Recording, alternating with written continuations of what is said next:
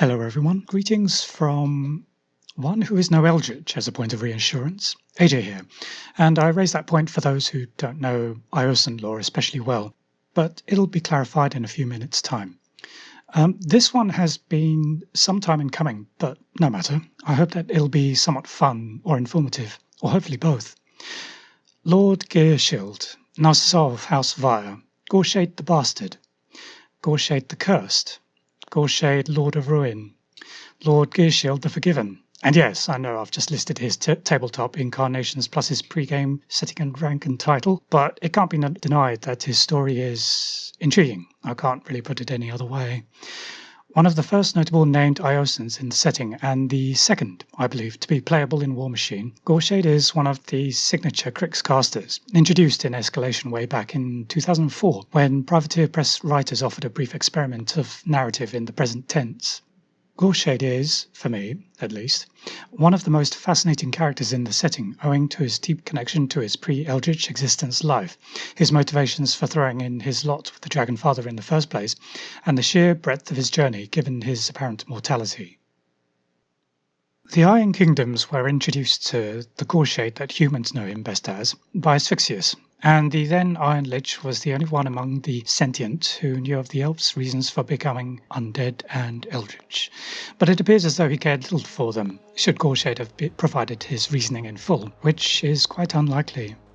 Irrespective of what the Eldritch conferred to the Lich, from the very outset Goreshade had his own agenda, and while he was relatively junior in the hierarchy of the Nightmare Empire's organisation, he would always be determined on his course. However, we'll start our account of this most singular of Iosans at a time before he became the pariah, Eldritch or otherwise, he gained most notoriety as, among almost any race that he encountered. Lord Ghyrrshyld of House Vyre in Iryss was most certainly a product of his house, and of the Ithil where he was born, Cyrithil. Even now, those of House Vyre are the Iosan masters and mistresses of the more esoteric and occult technologies and magics, but also unequalled dedication to their patron goddess. The myrmidons of this house's design invoke power that has always been the subject of contempt by their devoutly traditionalist rivals of House Shail. As a child, Ghyrrshyld was a precocious and curious learner, wishing to know more about the arcane than what his teachers could impart. Thus he sought to find these unknowable links between mystical and material. No matter how much he learned, though, it never seemed enough, driving him to more questionable sources of knowledge and an ambition that would curse his nation, and his nation would curse him for. And no matter how much they would originally deny it, he professed a love of his goddess perhaps even greater than that of the Retribution, enough to earnestly believe her death would serve the greatest good for both herself and their people. Ghyrrshyld came to power amidst political instability among the Halatyr and the consulate court. The divine court had long since departed from Cain, though Scyrah had returned in 3932, much to her detriment, and she grew ever weaker. The Retribution of Scyrah, then an outlawed sect of zealots who sought to kill all human arcanists, rose and immediately took action within the Iron Kingdoms upon learning patterns about the spate of soulless births among the Iosans and the spread of mechanica and arcane magical use in the human realms. By the time of Ghyrshild's rise, the Retribution had become an influential group despite their lack of legal status, and he openly derided the consulate court and the Halatyr for their passivity. Thus, it was then, in 4546, that Ghyrrshyld came to dominate his house, and soon, upon disbanding the ruling Intercessar Council, declared himself Intercessar and High Consul of House Vyre. While he gathered allies to his cause, he expanded his house's military arsenal, having his militias and myrmidons practice against Trollkin Creoles that lived close to Ios's borders. His bloodthirsty conduct in these forays soon earned him the nickname of Goreshade the Ruthless, or Goreshade the Pitiless, thanks to his unashamed delight in slaughter that, in the aftermath of battle, cast a pall of gore over his body and a shadow of madness over his soul. At the same time, growing ever manic, he tried to persuade the consulate court to do something, anything to stem the causes of soulless births among the people. However, when one such birth occurred among his close family, something within him snapped, and he stormed into the consulate court while it was in council, and rent the child's head upon the stone floor, raving about the court's weakness and the impending fall of the Iosan people.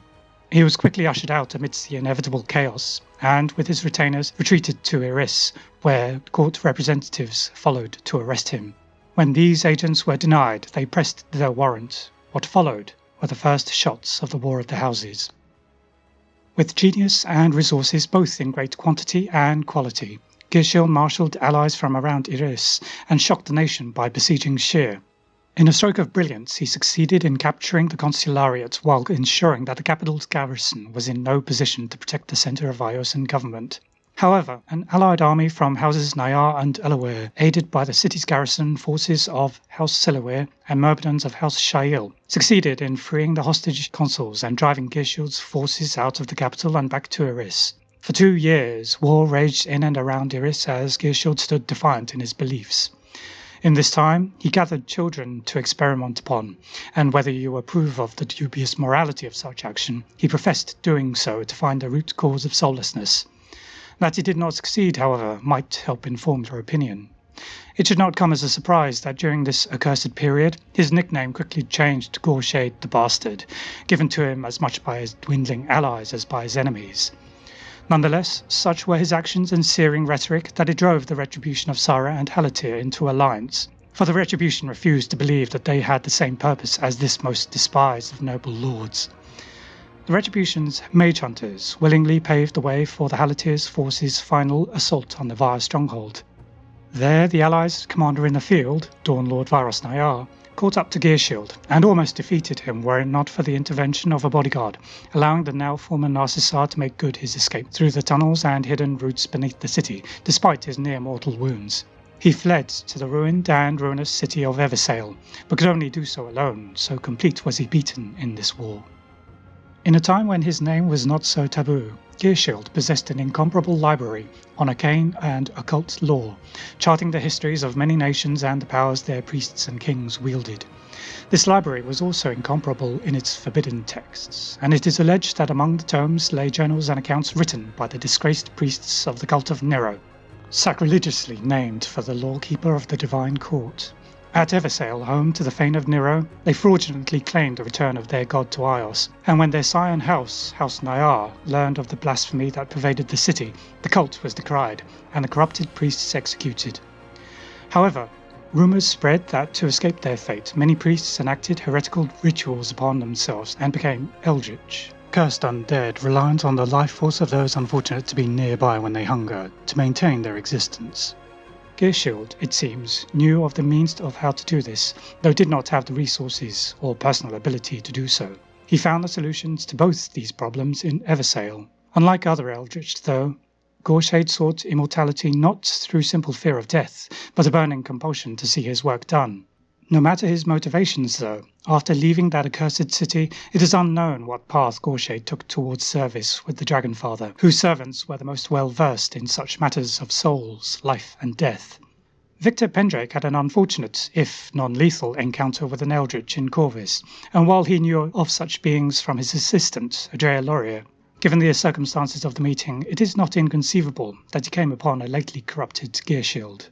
Regardless of what his activities were as he made his way from Ios southwestward, one day he strode ashore onto the Shard Islands of the Nightmare Empire of Crix as an eldritch, now having fully embraced and almost revelling in his name of Goreshade.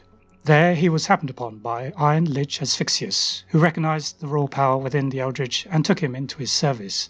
For some years, Goreshade bided his time within the Nightmare Empire, making the best of his new sponsor's resources and ascending through the hierarchy as best he could, in a manner that would not prevent him from carrying out his intended purpose for joining the Ghyrrshyans in the first place. During that time, Asphyxius gifted him the Blood Cleaver to more easily create his Sithis, which would be known as his Deathwalker.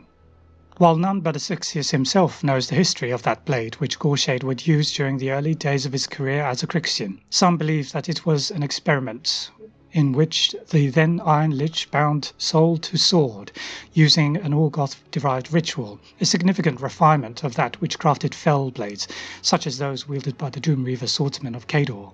Whatever the accursed sword's origins, they are secrets that Asphyxius keeps well guarded. Nevertheless, Goreshade's link with the caged soul within the blade would allow him to craft a Sithis amidst battle, drawing the blood of a dying foe into itself to give the soul its corporeal form. This link also allowed Goreshade to cheat death further by channeling an enemy's killing blow through the Blood Cleaver to the Deathwalker. In his ambition, many souls would be caged within that fell blade, and eventually all would be used to keep the Eldritch on his course. With Bloodcleaver in hand, he resurfaced in the Iron Kingdoms when he was tasked with the capture and conversion of a young Menite girl, soon to be known as the Harbinger. But for the presence of High Paladin Dartan Vilmon and Grand Exemplar Baine Hurst, Goreshade may have succeeded in abducting the young prophetess, but the time it took for him to slay the leader of the Exemplar Order gave the others opportunity to flee. Goreshade had yet to fully learn his lessons in subterfuge, and the incident caused enough of an uproar that it was very promptly reported in the Ordic Observer weekly dispatch before they could confirm the Grand Exemplar's fate. Whether it was this failure, being witnessed in it, or because of a slight in relation to it, Goreshade left Asphyxius' service shortly thereafter, leaving the Iron Lich to seethe and once more rely on the newly resurrected Denegra's aid, not to mention plot to overthrow his own master, Der Mortis. The Eldritch moved on to serve Lich Lord Terminus, who had conducted major incursions into western Amoran, primarily along the northern stretch of Signar's coast as far as Ord. Under his command, Goreshade was dispatched in search for better means by which Torok the Dragonfather could destroy his progeny. During this period of service, Goreshade gained the loyalty of Baine Lord Tartarus, a long-dead Mulgar chieftain, who would be the chosen commander of his Baine forces. His knowledge of what the Baines were and how they came to be was only natural for one who sought to understand the path of the soul between Cain and Urcain. His past work before and during the War of the Houses was no doubt put to good and more grateful use among the Ghyrrxians, as he sought to understand the fate of the souls lost from the embrace of the gods. Such were the Baines. Indeed, these tormented souls wandering the void between dimensions that he was so apt in retrieving and bending to his service were a strange mirror for Goreshade's search for a solution to the curse of the soulless in Ios. This search for more knowledge and lore, this research into the dynamic of the unbound soul, occupied much of his time and efforts. When Ethran Baal, also known as Everblight, rose, though, Goreshade took this opportunity to carry out the material aspect of his agenda. Having acquired sufficient trust among the Lich Lords through obedient service to Terminus in retrieving lore and artifacts, Goreshade was sent independently to investigate the ruins of Ysira, the site of Ethran Baal's last known appearance in Imoran. However, he had already studied this place and its history extensively while in life, and saw little to be gained by studying it again in undeath. Through a campaign of subterfuge to distract both ally and enemy, and bringing with him only his trusted subordinates from amongst the ranks of the more cognizant Baines, he tracked far to the north to make contact with the survivors of the displaced Nis shards decimated by blight. There he coaxed Salena Refil and her shard to be his guides, taking advantage of her mortal vendetta against Ethran Baal to gain information. They were, though, a means to an end, and Goreshade surrendered to Thagrosh the Prophet's forces, presenting some of Salena's hunters as an offering, though Salena herself and the remainder of her shard managed to escape Goreshade's treachery. Nevertheless, his agenda was in full motion, as it would strike a servant of Ethran Baal as odd that a minion of Torok should wish to parley with him. Among the many things that Goreshade gleaned during his years as an excavator and occasional exhumator for the Nightmare Empire, he discovered that one of the Divine Court, Nyssor, the Sire of Winter, had returned to Cain much as Scyrah had, and had been, for several generations, sheltered by the Scions of Eiryss. This discovery formed the basis of this plan that brought him to Ethran Baal's hearth. Coupled with knowledge that the dragon would no doubt be able to use regarding his brethren, it would serve Goreshade's purpose neatly. In exchange for the weakened dragon Paramalphic's location, which was close to the Castle of the Keys south of Ios, Goreshade would have Nyssor's location and time to converse with the Winterfather of the Nis. If any in Skell knew of this bargain, particularly since it would result in Ethran Baal as much as doubling in strength, then being Eldritch would not be anywhere near enough to save him from the ministrations of the Lich Lords or Torok's ire that he aided so deadly an enemy of the Dragonfather. Especially Venathrax, to whom much of this intelligence should have gone, as the Ghyrrxian Lord of Draconic Law. But Goreshade continued on this path with single-minded determination, which led him back to Khadoran lands, to its capital, Korsk, where several of the surviving Nis shards had gathered. With those shards was the sacred stone in which the Winter God rested, preserving his strength. And Goreshade found him, sheltered within the Khatrixa Cathedral, the centre of Morrowind worship in Khador. He cut his way through the precursor knights who did not know what they were guarding, defiling them so that he could safely set foot within the cathedral's warded halls. Alone he descended into the catacombs, leaving stalkers and his retinue of Banes to forestall the arrival of any humans who would inevitably discover the defiled bodies. Once before the god, he fought and killed his last guardians, a small group of Nyss warrior priests, led by the qyr-aransor, Veryl the Wise. Though this most ancient of Nyss elders was more than an equal of Goreshade with the blade, the Eldritch was not to be denied, and using the Bloodcleaver's power of regeneration, he disarmed and killed Nyssor's last mortal guardian. Ignoring any propriety, and the Nyss dead around him, Goreshade struck the stone with his sword, carving huge chunks of it until it showed a block of unrelenting ice within. Through the haze of the ice was the resting form of Nyssor. Using the Torch of Lord Khazarak, a Menite relic taken from an ancient Khadoran horse lord's tomb, Goreshade melted the divinely formed ice, exposing the god's countenance to the elements for the first time in generations. Little did the Eldritch realize the value of what lay before him, the weakness of the god, and the effect of the torch, but in melting the ice around the winter god and stirring him from his slumber, Goreshade unknowingly caused the disappearance of the Mantle of Lacyr, its fate known to none but Nyssor himself. The mantle, meant to restore Scyrah, that also served to preserve the Winterfather's strength. The awakened Nyssor's gaze froze all it beheld, despite his frail state, even rendering the torch useless and cold by his mere conscious presence. When they spoke, though, Goreshade sought to confirm that the elven gods needed to die to revive the Iosan and Nyss peoples both, for they were undoubtedly kin. However, all he learned was that he knew not enough. Enraged, he tried to strike Nyssor down, but Eldritch is no match for divine, and the Bloodcleaver was shattered on the Winter's father's skin.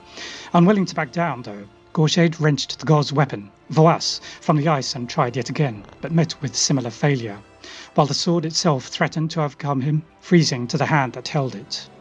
While Goreshade struggled through this, Nyssor gazed into the Eldritch's being and found what he observed to be greatly wanting, and inflicted upon him an unspoken curse, marked to be irredeemable. With the sounds of battle drawing close to him, there was little more that Goreshade could do, and so he fled, not having the time to retrieve the Torch of Khazarak, which had been dropped at Nyssor's feet. This encounter with the Winterfather did not go unwitnessed, however, for as he left the cathedral, Goreshade was attacked by Eiryss, the renowned mage hunter and mercenary, and though weakened, he easily overpowered her, letting her live and leave with a message for her Retribution masters of the words exchanged between him and Nyssor. After presenting himself to his Cyrxian colleagues and masters, done to ensure suspicions of his loyalty or lack thereof were kept minimal, Goreshade came to do Lich Lord Malathrax's bidding at some juncture, much to the discomfort of his new colleague, the Lord Exemplar Baine. It was with Malathrax's permission that Goreshade returned to Khador once more to retrieve a Nyss relic. Unknown to all within the Nightmare Empire except Goreshade himself, this was the very same sacred vault within which Nyssor was entombed, made whole again by the god as he returned to his slumber. The Grey Lord Covenant had long suspected the stone's nature, and sought to study it in the search for ever superior magics. Unfortunately for them, thanks to the efforts of Selena Refil, who informed Eiryss in the first place, the Retribution of Scyrah did everything within their power to retrieve our only other remaining god. The Cyrxians just happened to pick up the pieces of the operation against where the Khadorans hid Nyssor, and Goreshade found himself the perfect excuse to hunt down Nyssor once more. And under the cover of a Retribution-led assault on the prison where Nyssor's vault was kept, Goreshade retrieved the Winterfather, but several elements of the Iosan force blundered into his convoy and its guards. Recognizing the sigils worn by their commanding Warcaster, he realized that he was now face to face with one of his direct kin for the first time in almost 30 years. Goreshade did not know this distant cousin, but knew enough that his rank was Lord Arcanist. That he was called Ossyan did not matter to the Eldritch. These two scions of House Vyre fought briefly, and Goreshade quickly won, noting the younger elf's natural inclination to study rather than to combat. Upon an exchange of words, Goreshade made to depart with Nyssor, but the arrival of the latest of House Vyre's developments, the Arcantric Force Generator, along with further reinforcements, prevented him from also abducting his cousin. The Eldritch's escort, small to maintain their speedy and stealthy operation, was cut down or had to retreat, leaving the Retribution of Scyrah in possession of Nyssor's vault. Thus, Goreshade had to return, empty-handed once more, and make his report to Malathrax. Fortunately, he escaped any censure by providing the Lich Lord with a few morsels of ancient Nyss lore that would ensure his continued usefulness, despite Malathrax's disappointment. Though the Eldritch and the Lord Exemplar had a strained relationship, they cooperated well, and despite the Retribution of Scyrah's denial that they shared the same ultimate goal as him, Goreshade sought the same intermediate objectives. And it was with Scavrous' help that he tracked down the senior Grey Lord, Alexandra Zerkova, who had escaped Retribution assassination attempts in their long search for Nyssor. This course of action took him to occupied Lael.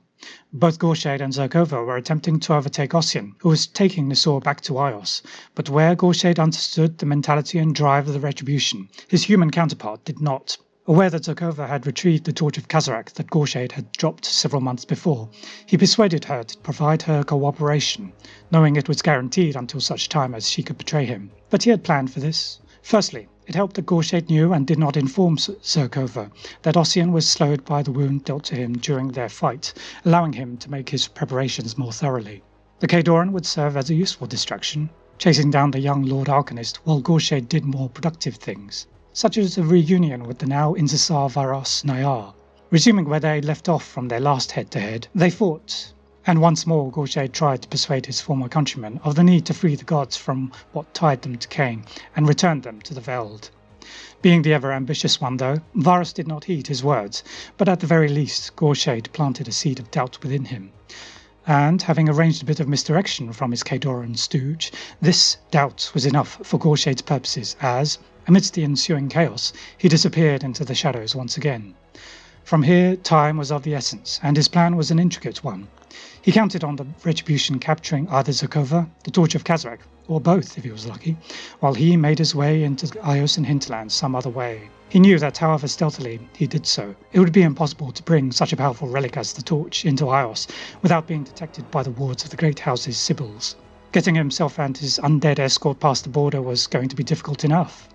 Using a profane ritual, he covered himself and his band in the still warm blood of slain mage hunters, captured before his encounter with Vyros. In so doing, they mimicked the form of Iosan life as they passed through the Sibyl-warded barrier at the border between Rule and Ios, he and his Baine escort becoming the first minions of the Dragonfather to ever set foot in Ios. He chose this approach as it was away from the eyes of civilization on both sides of the border, allowing him to hide and progress undetected to Eversail, where he knew other eldritch resided, hidden within the desecrated fane of Nero. One, and indeed the most powerful, was the former chief priest, Archont Tyrios, responsible for preserving Ghyrshyd's soul and initiating his transformation, thanks to his many hundreds of years of acquiring occult knowledge and necromantic techniques. But Goreshade had kept his true reasons for becoming eldritch from even so vital an individual as the Archont. For this reason, amongst others, Tyrios was not pleased with the younger eldritch's reappearance, making demands before greetings, and neither were the others the Cyrxian found there. Despite their power, the Eldritch of Ios had become indolent, almost paralysed by their many years of inactivity, in the midst of a people who thought them long destroyed. With but a small show of force and striking against the more brazen of the Eldritch, Goreshade made his point, while his charisma, none of it lost in undeath, and presenting them with proof that he had confronted a god in that god's sword, Voas, secured him their fealty, if perhaps not their loyalty. With his new allies, Goreshade made for Sheer and the fane where Scyrah and Nyssor lay. The Scorn invasion, though, complicated matters. Using the Scorn attacks on the Iosan hinterlands as a distraction, he and his followers infiltrated the fane. At last, at this moment, in 4575, Goreshade's long-awaited confrontation with the remaining gods of the elven peoples had come. As it turned out, the Torch of Khazarak was unnecessary in what transpired, for both gods were conscious of Goreshade's presence and discerned his purpose, thus able to react to his coming. In their divine presence, the abominations of the other eldritch were dispelled back to the fane of Nero, while Tyrios, as the most corrupted and corruptive of them all, was purged, his soul sent to the afterlife, leaving Goreshade. He had been marked by Nyssor when they first met, and Scyrah took note of this, seeing something that needed to be done. What he wished for was undoubtedly noble, and he would condemn every part of himself, mind, body and soul, to see that wish become true. Goreshade came to the fane to kill a god and a goddess, but what happened instead was his renewal. Though she was greatly weakened, Scyrah recognized what Goreshade intended, but also realized that he needed different means and a different heart to do so, and to accomplish this he needed to live. Thus did she restore him to life. With his return from eldritch existence, Ghyrrshyld set about restoring the fortunes of his people. Fighting alongside Iosans once again, he scoured the lands of Scorn presence, fighting in no one's name except those of his god and goddess, the leaders of the Halatyr, The Retribution, and many of the noble houses throughout all of Vyros, including those of his own house, among many others, doubted his motivations and held suspicions of his sincerity, for so different did he seem from 30 years before, his ambition appearing to have completely disappeared. But most of all, the divine circumstances of his return could not be doubted. All through his efforts alongside the Iosan Home Guard Coalition and the Retribution, he renounced any desire to rule, whether his nation or even his house. Even so, within him his desire to find a solution to the affliction of the soulless births remained, as strongly as ever. It was at this time that the Infernals launched their invasion of Imoran to claim the price owed to them as stipulated in the contract agreed by Thamar, such as has been related to us by the Mad Hermit. This alleged contract was what doomed the Divine Court and the ultimate cause of Ghyrshyd's every motivation. As the Infernals and their horrors rampage across Western Imoran, caring little for any nation or race, the Iosans and the Scorn have been driven to extraordinary lengths, and Incissar Vyros and Supreme Archdominar Makeda lately agreed a truce. Amidst this truce and the struggle against these otherworldly invaders, Ghyrrshyld has found an unlikely pair, for one would hesitate to call any pair of Iosan and Scorn friends. And that is the Lord Arbiter Hexerys. These two possess the same ravenous curiosity in the dimensions of Urkane and those between Urkane and Kane, but had different means of studying them, and different reasons for doing so. This shared desire for knowledge, though, combined with a common pragmatism, would form the basis of a necessary collaboration, upon whose fruits of which the hopes and the souls of two peoples lay. With some reluctance, but aware that it needed to be done, Ghyrrshyld has returned to and reopened the laboratories underneath Eiryss, the site of so many horrors of the days of the War of the Houses, almost half a Hessian ago. Like the gods did for him, he will try to do for Ios, and find a new purpose, the right one, for the tools and resources he left there remain, a dark reminder to all of what he once was. And into this place he invited Hexerys to establish his own laboratory, where, together, they may study the nature of the Infernals, these thieves of souls. It will be some time, however, before either of them obtains the answers that they seek.